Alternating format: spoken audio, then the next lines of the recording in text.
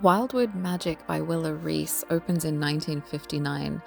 An orphan girl slips out of a revival tent and runs away from the sect who controls and crushes her life, unexpectedly finding her way to a house in the woods that's like something out of a fairy tale. Sadly, she's soon taken back. But in 1965, grown up, she flees her abusive husband, a religious leader who may have murdered his first wife, and she finds her way back to the magical apple orchard and the wise women who live there. She soon starts to heal and finds belonging and purpose tending to the apple trees. But she's still hiding from her past, and the past that she hasn't faced isn't done with her. Willa Reece also wrote Wildwood Whispers, which, from what I could tell, isn't part of the same series or story world. It might be, but it's not listed that way.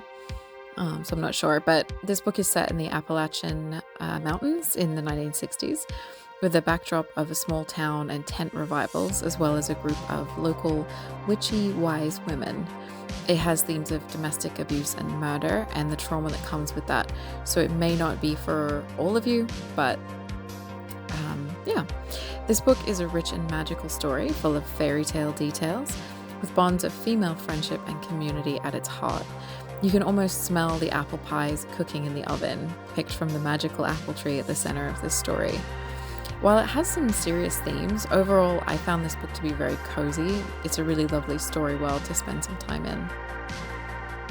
The book is structured from the point of view of Rachel, who we learn was born from an unwed mother and taken in by a strict religious group. So when she grew up, she was handpicked to be the wife of the church leader, and his control of her life is all-encompassing.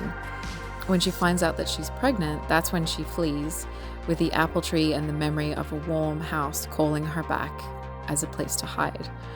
When she's there, we get some of the story from the perspective of other characters, and in flashback-like dream sequences, we learn about the woman who planted the original tree at the heart of this apple orchard, which gives us some of the lore of the town and how the families are interconnected.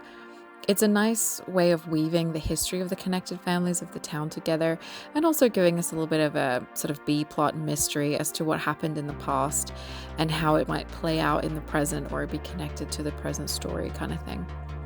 The two plots, past and present, intertwine and reflect each other, basically. Rachel also has to spend a little time with each of the local wise women's families in the Wildwood, learning a little something with each family. They all have a different magical ability, and that way she sort of grows her knowledge and ability a little bit with each family bond that she kind of makes. I don't know much about Appalachia and the area or that region other than what I've read in other books. So I like that this story embraced the small town life as being a good thing. The little market town and the forest that surrounds it. Everyone knowing everyone.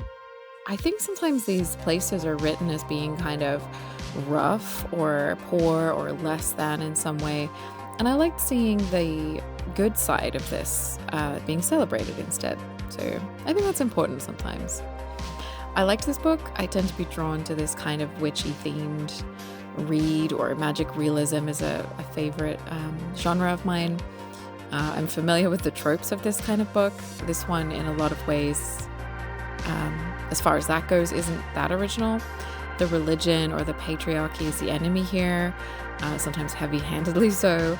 We have a small town, old families, big rambling house. Some of the witches hit the sort of stock diversity types, including one black one and one queer one. We have a love story with the local guy, but our heroine may be too damaged to fall for him. These are all things that you come across all the time in these kinds of reads.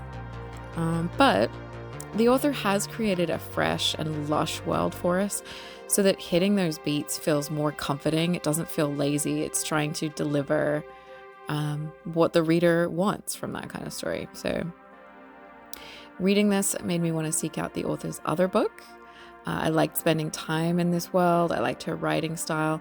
I didn't love it as much as other maybe classics of this kind of genre, of these witchy reads like Alice Hoffman or Sarah Addison Allen. But it did feel cozy and magical, and it made me want to get a slice of apple pie. So I liked it. I think you'll like this one too if you're sort of like magical forests, female friendship, little witchery.